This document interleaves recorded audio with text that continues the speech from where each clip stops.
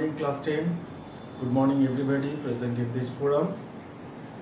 আচ্ছা, আমরা আগের দিনে যে ক্লাসটা করেছিলাম সেখানে কি দেখেছিলাম, একটা গ্রামারের অংশ, অর্থাৎ প্রশ্নপত্র থেকে আমরা টেক্সট বুকে যাচ্ছি, একটু উল্টো রিভার্স অর্ডারে আমরা মুভ করছি।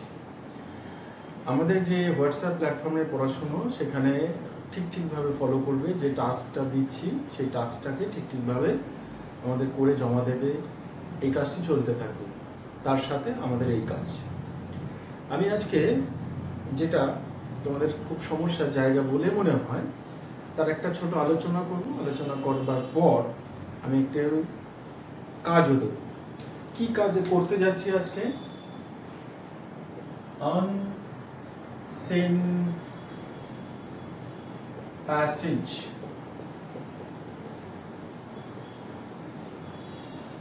এইটি ফেস করতে হবে পরীক্ষার হলে। প্রথমে জেনে নিই ওয়েটেজ কতটা মার্কস এটা ক্যারি করে। এ ক্যারি করে 28।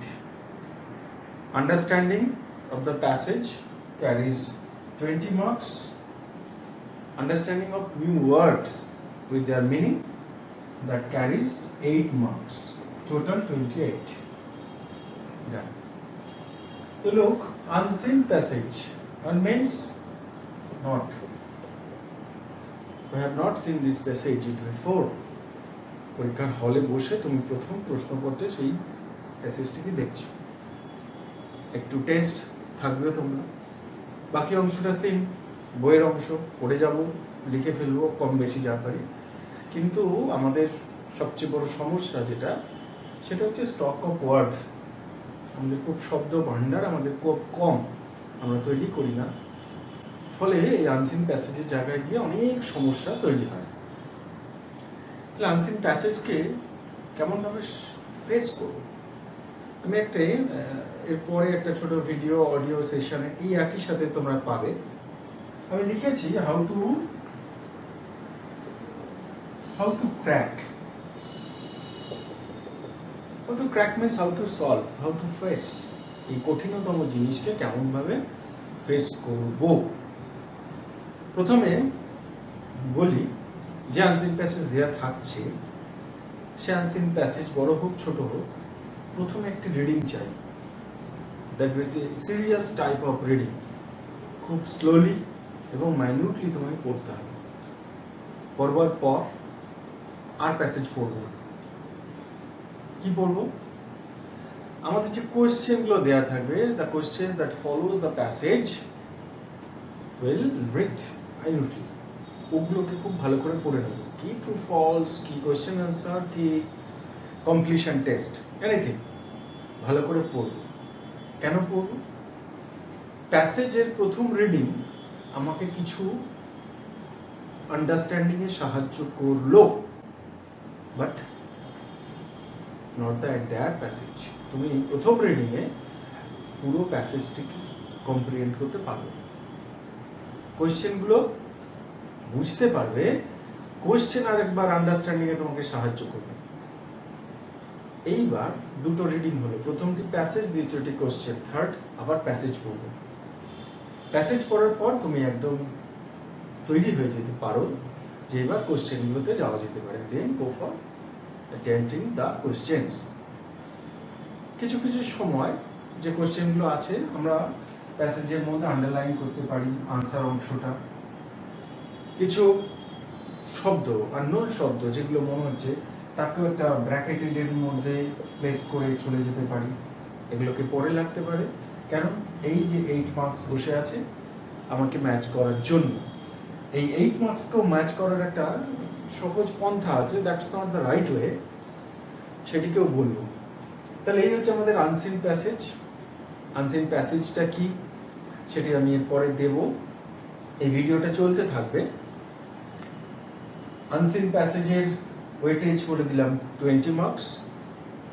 এটিকে মাথায় রেখে খুব গুরুত্ব সহকারে বুঝতে পারলে সিন পার্ট অর্থাৎ বইয়ের পার্টের থেকে বেশি মার্কস ক্যারি করে আনসিন প্যাসেজ। তার জন্য প্রস্তুতিও দরকার অনেকখানি। আমরা যত যত্ন নিয়ে বই পড়ি তত যত্ন নিয়েই আনসিন প্যাসেজের জন্য তৈরি হতে হবে। নতুন শব্দ শিখতে হবে, নতুন সেন্টেন্স থেকে কোনো শব্দের মানেকে বোঝা, ইটস অ্যান আর্ট, এটাও শিখতে হবে। আমি এই ধরনের কাজ যখন শুরু করব, আমি আসবো এগুলো ক্লাসে নিয়ে। একটি পুরো সেন্টেন্সের মধ্যে কোনো একটি পার্টিকুলার শব্দের মানেকে কিভাবে আমি বুঝবো, কমফ্রিহেন্ড করব, সেইটি কিন্তু ওই বাকি সেন্টেন্স থেকে বুঝে নিতে হবে, সেন্স ধরে। দেখা যাক সেটি। আমি এখানে এই ভিডিওটা শেষ করছি, তার সাথে সাথে আমরা একটা মূল প্যাসেজে চলে যাব। সেই প্যাসেজটাকে রিড আউট করবো তোমাদের সাথে। লক্ষ্য রাখবে স্ক্রিনে যে প্যাসেজটি দিচ্ছি সেই প্যাসেজটির দিকে। যাওয়ার আগে আমি একটু বলে দিই, যে প্যাসেজটি দেয়া হয়েছে এটি গত দুদিন আগে টাইমস অফ ইন্ডিয়া, যে ইংরেজি সংবাদপত্র, সেখানে একজন ডাক্তারের গল্প, যিনি কিছুদিন আগেও কোভিড পজিটিভ ছিলেন, কিন্তু তার কোনো মেডিকেল ট্রিটমেন্ট লাগেনি, তিনি সুস্থ হয়ে গেছেন নিজে। তার যে প্লাজমা, তিনি সেটা ডোনেট করছেন। তিনি কোথা থেকে এটা কথাটা জেনেছেন, আরও ডাক্তাররা তাতে সহযোগিতা করছে, এই ব্যাপারটা নিয়ে এই প্যাসেজটা একটুখানি বলে দিলাম। প্যাসেজটা খুব সহজ, এবং যেহেতু বুঝতে পারছো একটা নতুন পরিবেশের মধ্যে করছি আমরা, তাই একটু ছোট করে প্যাসেজ নিয়েছি। এরপর এগুলো বাড়বে। তোমরা কিন্তু এত ছোট প্যাসেজ নাও পেতে পারো, একটু বড় পেতে পারো। অনেক কটি নতুন শব্দ পেয়ে যাবে, সেই শব্দগুলোকে আন্ডারলাইন করবে, যা তোমার কাছে নতুন। Those are new to you. তোমার কাছে যা যা, সেই শব্দগুলোকে একটু খাতায় নোট করো। নোট করে তুমি একটু অভিধান ঘাটো, তোমার যে ডিকশনারি আছে ডিকশনারি মানে দেখো। বেশ, আমি এবার প্যাসেজে যাচ্ছি। এই ভিডিওটি স্টপ করি।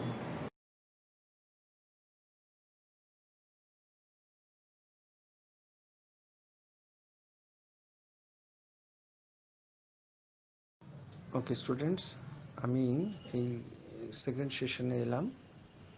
দেখো একটি প্যাসেজ, এটা তো বলেই ফেললাম যে এটি নিউজ পেপার রিপোর্টের একটা এক্সট্র্যাক্ট। কি বলছে দেখো, কলকাতা, এখানে একটি ডেট হওয়ার কথা ছিল, ডেটটি এখানে missing. Apart from taking care of পেশেন্টসের যত্ন নেওয়া বাদ দিলেও doctors continue to actively participate in plasma donation. ডাক্তারবাবুরা সক্রিয়ভাবে অংশ নিচ্ছেন প্লাজমা ডোনেশনের ব্যাপারে। After they recover from the COVID-19 infection, COVID-19 infection থেকে তারা যখন সেরে উঠছেন।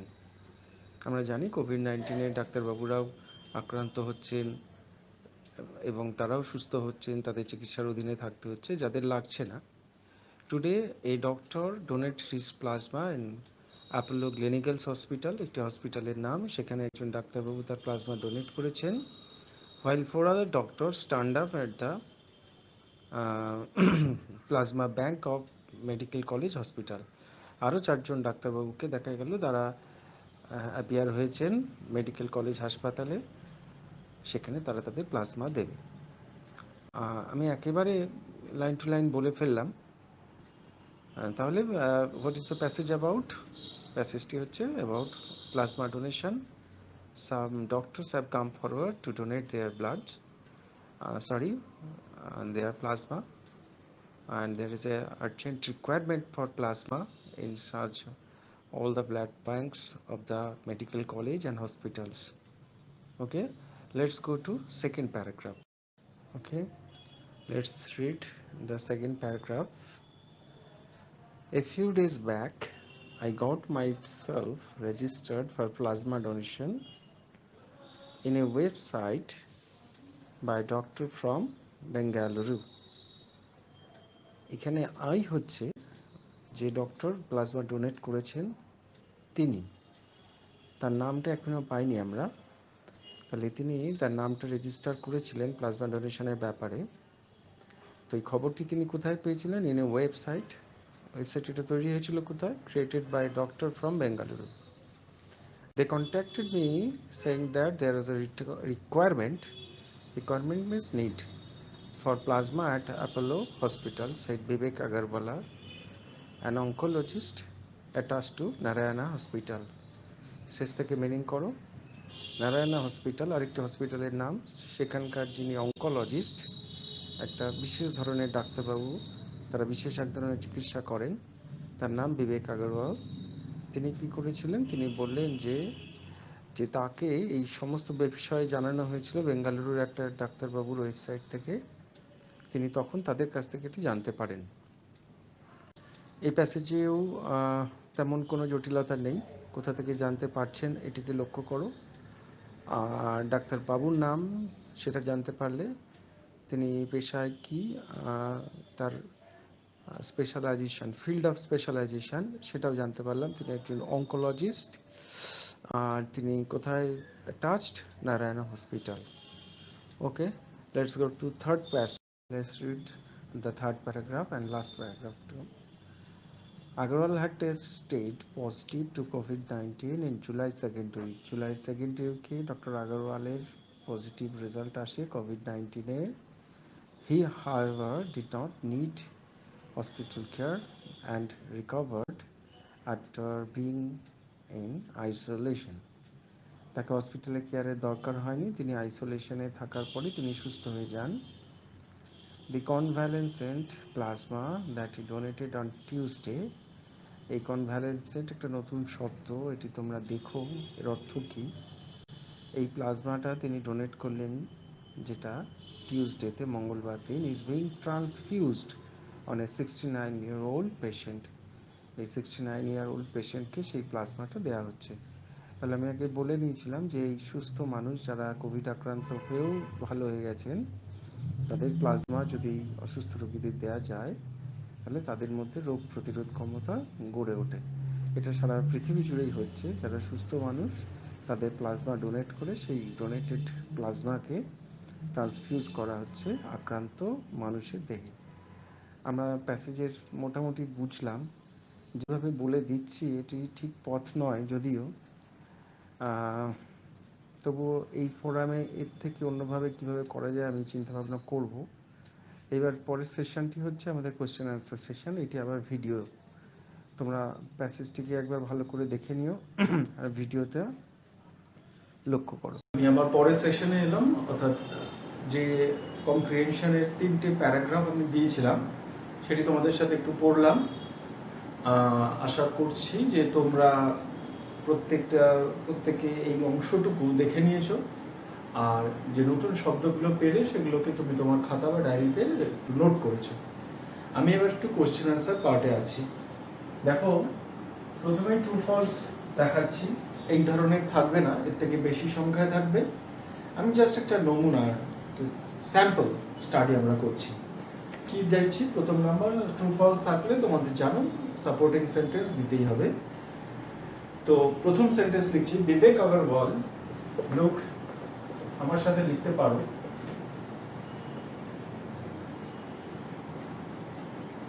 was informed about all these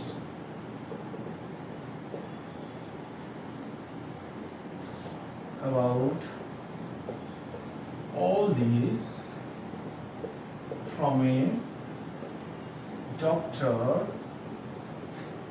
from New Delhi.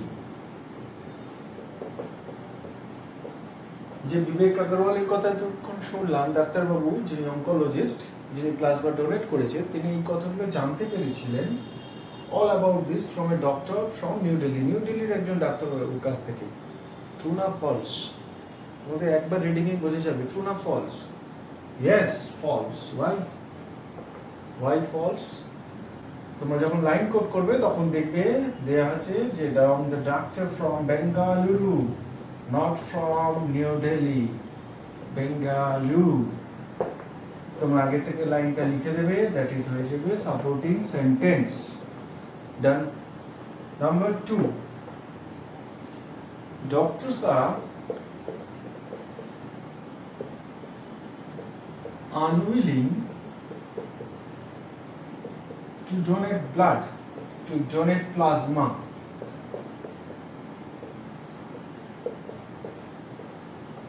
একটি শব্দ তোমাকে একটু কনফিউজ করে দিতে পারে। আনউইলিং। উইলিং মিন্স মানে who has a desire to do something, যার কিছু করবার ইচ্ছে আছে। আর আনউইলিং মানে ঠিক উল্টোটা, ইচ্ছে নেই, অনিচ্ছুক বাংলায় বলে।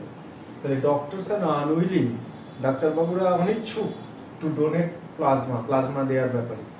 এই প্যাসেজের আন্ডারস্ট্যান্ডিং বা রিডিং তাকা বলে না, আমাদের প্যাসেজে আন্ডারস্ট্যান্ডিং বলে না, ডাক্তারবাবুরা এগোচ্ছেন। ডাক্তারবাবুরা পেশেন্ট দেখার পাশাপাশি নিজেরা যারা অসুস্থ হয়ে পড়েছিলেন, যারা সুস্থ হয়ে উঠেছেন, তারা প্লাজমা দিচ্ছেন, অনেকে বিভিন্ন জায়গায় গিয়ে দিচ্ছেন, যারা ওয়েবসাইটে জানতে পেরেছিলেন। তাহলে এটা আমরা একেবারে আবার ফলস দিয়ে দেবো। ওই যে লাস্ট লাইন আছে ফার্স্ট প্যারাগ্রাফে, যে 4 জন ডাক্তারবাবু তারাও আসছেন, এই লাইনটা লিখলে হবে। টার্নড আপ বলে যে লাইনটি তোমরা পাচ্ছ সেইটি পুরো লিখে দেবে। এটাই সাপোর্টিং সেন্টেন্স হলো। আমরা প্যাসেজের আন্ডারস্ট্যান্ডিংটা ঠিকঠাক হলে এগুলো সমস্যা করবে না।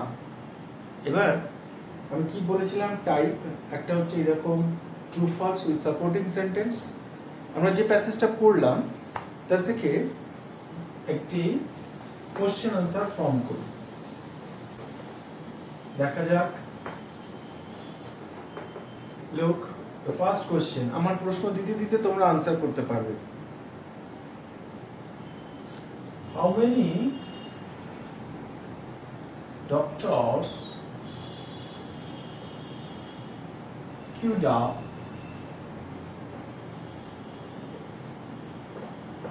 to donate plasma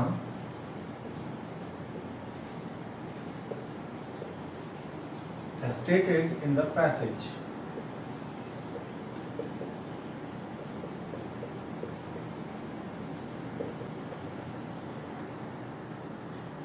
এটাকে নিয়ে ভাবার দরকার নেই যে কতজন ডাক্তার এটা করবার জন্য খুব আগ্রহী হয়েছিল। আসলে তোমার প্যাসেজ কজনকে বলছে এটা একটু কাউন্ট করো। বিবেকের কথা বলার পরে আরো কয়েকজন ডাক্তার ছিল, সেই ডাক্তারদের নাম্বার এবং বিবেক আগরওয়ালকে যোগ করে যে নাম্বারটি পেলে সেই নাম্বারটি লেখো। 5 or 6 or 7 ডক্টরস। তোমরা জানো কোশ্চেন আনসার লেখার সময় ফুল সেন্টেন্সে লিখবে, ভার্বটাকে নিয়ে নাও, queued up to donate plasma. বেশ। Number 2, who was being transfused? Who was being, নতুন শব্দ transfused, who was being transfused the plasma, the donated plasma? কাকে দেয়া হচ্ছিল? ট্রান্সফিউজ করা। এর অর্থটা বলছি না, এই অর্থটা তোমরা এক্সপ্লোর করবে। ট্রান্সফিউজ মানে কি, কাকে ট্রান্সফিউজ করা হচ্ছিল এই ডোনেটেড প্লাজমা? থার্ড প্যারাগ্রাফের শেষ লাইনে আছে যে একজন 69-year-old পেশেন্ট। এটিকে তুমি একটি সেন্টেন্স ফর্ম করে লিখবে, নো প্রবলেম। তাহলে আমাদের পরীক্ষার সময় দুটো থাকবে না, ট্রু ফলস 4টে থাকবে। কোশ্চেন আনসার এই দুটির জায়গায় আরো দুটি থাকবে। শেষের পার্টে চলে আসি। Pick out words which mean the following. এই হচ্ছে ভোকাবুলারি ওয়ার্ডস, এই হচ্ছে ভোকাবুলারি ওয়ার্ডস। তোমাকে কিছু শব্দের ব্যাখ্যাটা দিয়ে দেবে, সেই শব্দের নিয়ারেস্ট মিনিংকে তোমাকে সেই শব্দের নিয়ারেস্ট মিনিং প্যাসেজ থেকে বার করতে হবে।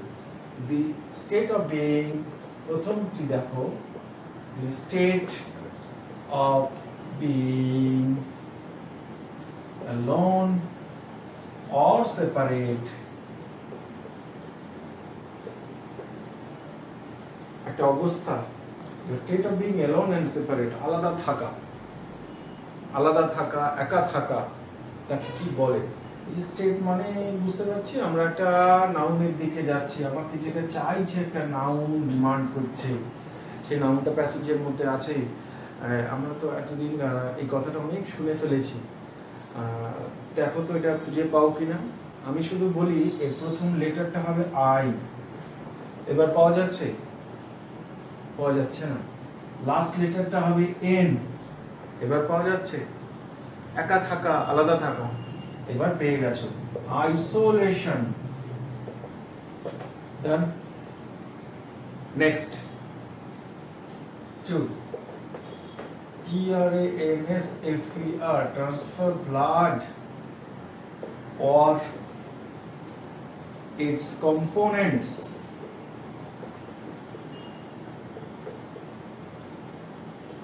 from one body to another. Transfer blood or its components. আমরা তো জানি লাইফ সায়েন্সে পড়ে ফেলছি ব্লাডের মধ্যে অনেক কম্পোনেন্টস থাকে, ব্লাড সেল থাকে, হ্যাঁ, ডব্লিউবিসি থাকে, আরবিসি থাকে, প্লেটলেট থাকে। তো হচ্ছে transfer blood or it's component from one body to another, একজনের বডি থেকে আরেকজনের বডি থেকে নিয়ে যাওয়া। দেখো এখানে একটি ভার্ব দেওয়া আছে, ভার্ব আছে, তাহলে এখানে তোমাকে যাতে চাওয়া হবে তুমি একটি ভার্বকে খোঁজো। এটি বোধহয় খুব সহজ করে পেয়ে যাবে। যাকে খুঁজে পাবো, যাকে খুঁজতে চলেছো, পেয়ে গেছো তোমরা। তার প্রথম লেটারটি টি, শেষ লেটারটি ই।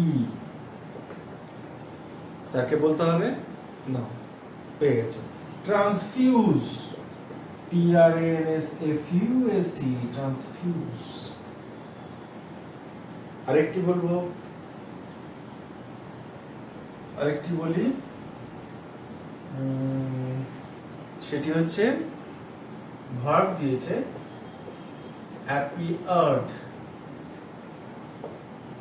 এটা ভার্ব চিনতে পাচ্ছি, এটা তোমাদের পারবার কথা। ওই প্যাসেজের মধ্যে একটা ফ্রেজাল ভার্বের ফর্মে লেখা আছে, তোমরা সেটিকে বার করবে। এটি আমি বলে দিলাম না, এটি তোমার টাস্ক। এটি বারবার করেছি আমরা। এই পুরো টাস্কটি আমরা হোয়াটসঅ্যাপের প্ল্যাটফর্মে দেব, সেখানে আরেকবার দেখো। এভাবে আমি অনেক আনসিন প্যাসেজ আনবো। আনসিন প্যাসেজের জন্য তৈরি হতে হবে, তৈরি না হলে পরীক্ষার হলে কিন্তু সমস্যা হবে। তাহলে আমাদের এই পার্টের কাজটি শেষ হলো। আমাকে ফলো করবে এখানে এবং ওখানে। ওকে, ভালো থেকো সবাই। শেষ করছি তোমাদের সাথে আজকের এই ইংরেজি ক্লাস। Good bye.